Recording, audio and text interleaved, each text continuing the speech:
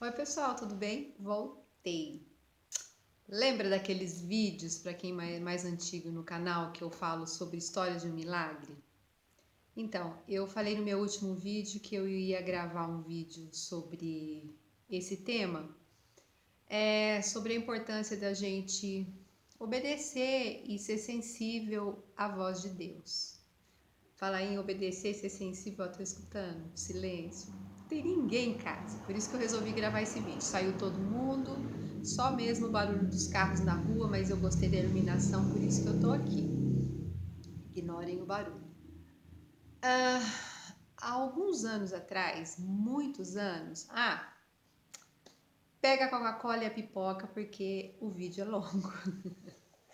Há muitos anos atrás, no ano de 2004, meu marido trabalhava numa concessionária, ele era vendedor dessa concessionária. E ele começou a falar: Silvia, eu tô pensando da gente ir embora para Cuiabá, tô querendo ir embora para lá, vamos embora para Cuiabá, eu sei que lá o mercado de trabalho é melhor. E na hora aquilo me, sabe assim, me deu um chacoalhão. Por quê? Eu não queria ir para Cuiabá. Eu não conheço ninguém em Cuiabá. Aqui eu tenho minha irmã que mora aqui, tenho os meus pais e meus outros irmãos que moram numa cidade próxima, tenho amigos, tenho minha vida estabilizada em Maringá. Mas ele estava bem, assim, com muita vontade que a gente tentasse a vida lá. Na época ele era vendedor de uma concessionária, vendedor de caminhões. E eu falei, eu vou orar. E eu fui orar a respeito disso. E assim, Deus me colocou no coração que a gente deveria ir. E eu confesso que para mim foi muito difícil falar sim para esse propósito, porque eu não queria ir. Não era um lugar maravilhoso que eu fosse, que eu estivesse com meu coração alegre, não, pelo contrário. Mas em obediência ao Senhor, em obediência, eu falei, vamos. Na época eu já tinha meus 4 filhos, o meu filho caçula estava para fazer 2 aninhos e eu falei, vamos. Então a gente alugou uma casa lá, alugamos pela internet. Eu não conhecia a casa, eu não conhecia o bairro, eu não conhecia absolutamente nada. Fizemos a mudança, encaixotamos e eu encaixotei a minha mudança com lágrimas e chorando e chorando e chorando, porque eu não queria ir, mas eu entendia que era um tempo que o Senhor estava nos levando para lá. E eu me lembro que na madrugada que a gente saiu de viagem, eu, meu marido, os nossos 4 filhos, a gente tinha um Voyaginho preto, assim, bem velhinho, não tinha nem ar-condicionado. Eu me lembro que a gente dormiu na casa da minha irmã, porque a mudança já tinha ido. Meus pais vieram para cá para se despedir. E eu me lembro que a gente saiu de madrugada e quando a gente pegou a estrada, eu fui chorando. E as minhas filhas também, porque elas não queriam ir. E eu me lembro que eu fui chorando e eu não sei falar para vocês quantos quilômetros que eu fui chorando. E eu fui chorando, acho que até que eu adormeci no carro, de tanto chorar. Quando nós chegamos lá, nós chegamos no mês de julho e todo mundo fala que é muito calor lá, mas estava fresquinho, estava gostoso. Eu falei, as pessoas são exageradas. E a gente foi para um hotel porque a mudança ia chegar só no outro dia. E aí a mudança chegou e aí que eu fui conhecer a casa que eu ia morar. A casa era uma casa muito bonita até, uma casa assim gostosa, era uma casa de tipo casa pré-fabricada de madeira, aquelas casas assim que você vê em casa de colônia, de férias, aquelas casas assim super bacanas. Só que era muito calor. Quando a gente mudou no outro dia, que eu abri a janela e que entrou aquele ar quente, eu comecei a chorar, porque a impressão que eu tava dentro de uma panela de pressão. Então eu fui descarregar, fui arrumar as coisas. Meu marido já tinha começado a trabalhar numa concessionária lá, também numa concessionária como vendedor. E eu já comecei a desencaixotar e arrumar. As meninas já foram para a escola, o meu terceiro foi para a escola, só ficou o pequenininho de 2 anos comigo. E eu colocando aquela mudança em ordem e chorando, chorando. Gente, eu não conhecia a cidade, eu não conhecia o bairro, não conhecia ninguém. Foi assim, realmente foi um deserto. E nós moramos lá 1 ano e 4 meses. Há mais ou menos uns 6 meses que a gente estava lá, eu comecei a passar muito mal, comecei a ter enjoos terríveis, eu não sabia o que estava acontecendo comigo, eu era ânsia de vômito, eu tinha quase desmaios, eu não conseguia comer. E o meu marido, assim, preocupado comigo, sem saber o que, né, o que ia fazer comigo.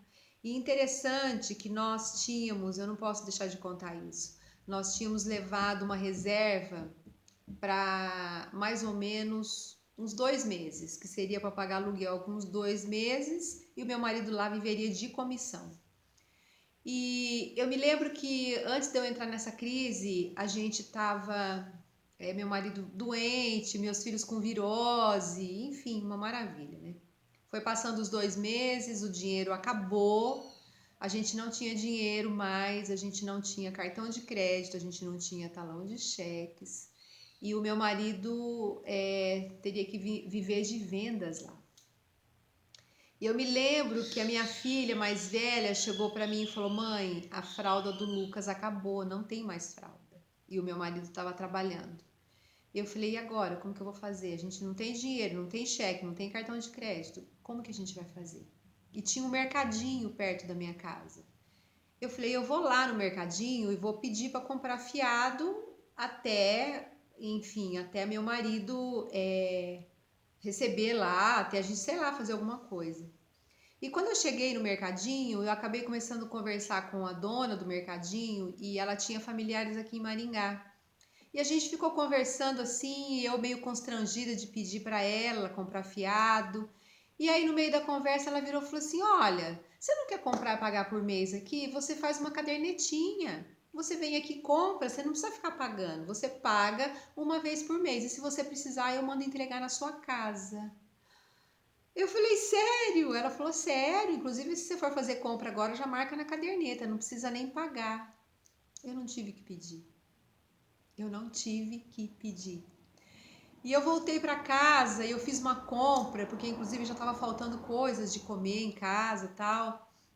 E a hora que o meu marido chegou, que eu contei para ele falou assim: "Não acredito." E foi assim, um milagre, porque depois aí meu marido recebeu, a gente foi lá e pagou, e o tempo que a gente morou lá, a gente só comprava com essa cadernetinha, marcava, ligava, eles entregavam em casa.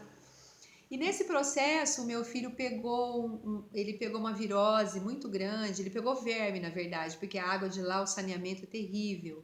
O meu terceiro filho, ele passava muito mal e ele pegou também um bicho geográfico no pé. Eu falei: "Vai cair o dedo do menino." E aí meu marido levou ele no médico porque tinha convênio e ele saiu de lá do médico com uma receita desse tamanho.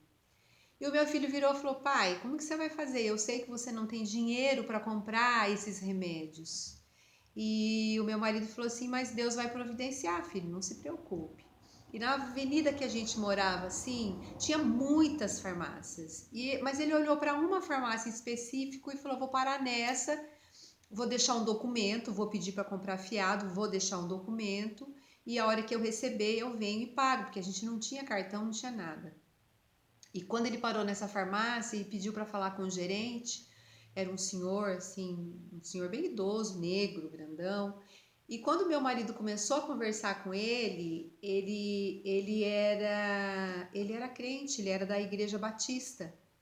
E quando meu marido falou para ele que estava precisando comprar remédios, mas não tinha dinheiro e que deixaria um documento lá, ele falou assim: "Não, meu irmão, não precisa fazer isso. Vem cá, vamos fazer uma notinha, você assina aqui e quando você receber, você vem pagar." E o meu marido saiu com todos os remédios. E assim, Deus falava muito no nosso coração, sabe? Não interessa o lugar que você está. Quem te sustenta sou eu, quem cuida de você sou eu. Se de uma maneira a gente viveu grandes milagres aqui em Maringá, lá em Cuiabá, longe de todo mundo, a gente continua vivendo os milagres, porque o Senhor nunca deixou faltar nada. O Senhor nos supriu assim de forma maravilhosa. E eu tive uma depressão terrível, como eu falei, já falei nos vídeos atrás. E eu fiquei muito mal, eu ficava de cama, meu marido chorava, ele falava: "Silvia, vamos voltar para casa, vamos voltar para Maringá." E eu falava assim, não, nós não temos essa direção de voltar, não adianta falar de voltar, porque Deus colocou a gente aqui, eu não sei qual é o propósito, mas Deus tem um propósito. E passado alguns meses, o ex-patrão dele ligou para ele disse, olha, eles me ligaram da empresa, que se eu quiser voltar para lá, meu cargo de vendedor tá lá, a gente pode voltar, tá tudo certo, vamos voltar, você não sai da cama, você não tá tendo condições de cuidar das crianças. Mas no meu coração, Deus falava assim, não é hora ainda. E eu falava para ele, olha, eu tô passando mal aqui, eu vou passar mal lá. Nós não vamos voltar porque ainda não é hora, Deus ainda não preparou a nossa volta. E passado mais um pouquinho, o patrão dele ligou para ele e disse, olha, eu quero que você volte de qualquer maneira. Então eu gostaria que você voltasse como gerente da empresa. E quando ele falou para mim, eu disse, então agora é hora da gente voltar. E é interessante que nesse processo, antes de acontecer isso, nós tínhamos muita vontade de vir passar o Natal aqui em Maringá. E o meu marido falava, Silvia, não tem condição, eu não tenho dinheiro para viagem, não tenho dinheiro para viajar, não tenho dinheiro para mandar vocês, não tem como. E eu me lembro que a gente foi num culto e foi falado sobre fé. E quando nós chegamos em casa, eu falei para as crianças, eu falei assim, vamos fazer um jejum eu não me lembro se foi 40 dias, vamos fazer um jejum para a gente orar para Deus operar e a gente poder ir viajar ao final do ano para Maringá. Vamos? E todos eles falaram vamos. E eu fiz o jejum de uma coisa, meu marido de outra, meus filhos, cada um fez de um. E o meu pequenininho, que na época já estava com praticamente 3 aninhos, 3 e pouquinho, ele diz assim, eu vou fazer de fantaúva, porque ele amava fantaúva. E todos nós começamos a fazer um jejum, orando para Deus abrir as portas e a gente de alguma maneira vir passar o Natal aqui.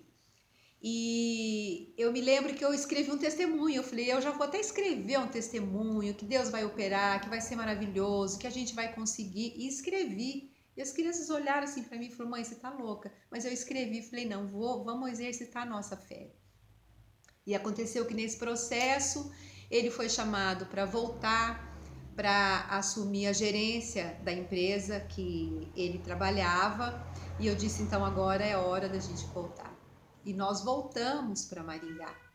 E o nosso jejum nós entregamos morando, a gente não entregou o nosso jejum viajando e passeando para cá. Nós entregamos nosso jejum morando aqui novamente, que era um grande sonho, tanto do meu coração como do coração das meninas. Eu me lembro que lá minha filha chorava, ela tinha 17 anos, ela falava, mãe, eu queria tanto fazer faculdade lá, eu queria fazer Sesumar, queria fazer a moda. Eu falava, filha, tem tempo ainda, calma, você vai ver, você vai fazer moda lá. Não se preocupe, você vai ver, Deus vai abrir as portas. E realmente ela fez moda ali no Sesumar, na faculdade.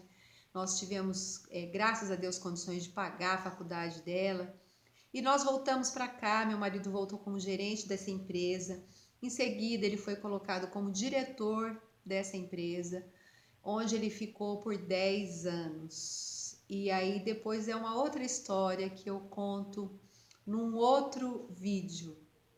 Mas eu entendo assim, sabe, que a palavra do Senhor é tão clara quando fala que Deus, que Ele se agrada da nossa fé, que existe uma fé que é do sobrenatural, é uma fé que é dom de Deus, não é uma fé minha, não é uma fé que eu tenho, é uma fé que Deus coloca no meu coração. Então que a gente ore e busque do Senhor essa fé, que é uma fé no sobrenatural, porque você olhar e você crer naquilo que você está vendo, isso não é fé.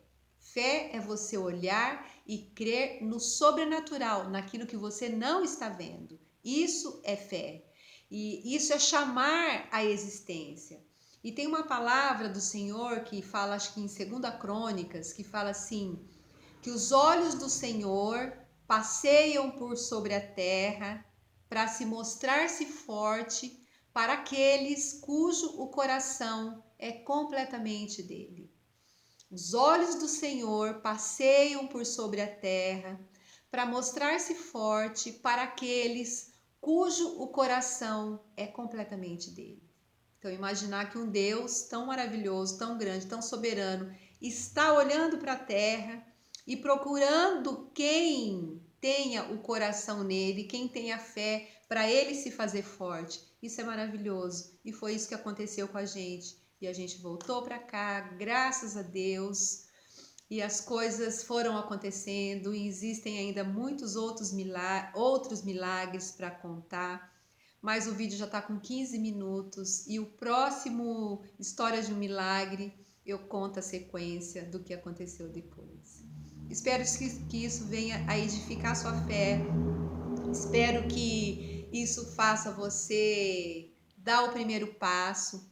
Quando o povo chegou no Mar Vermelho, o mar estava fechado e ele disse para Moisés: diga ao povo que marche.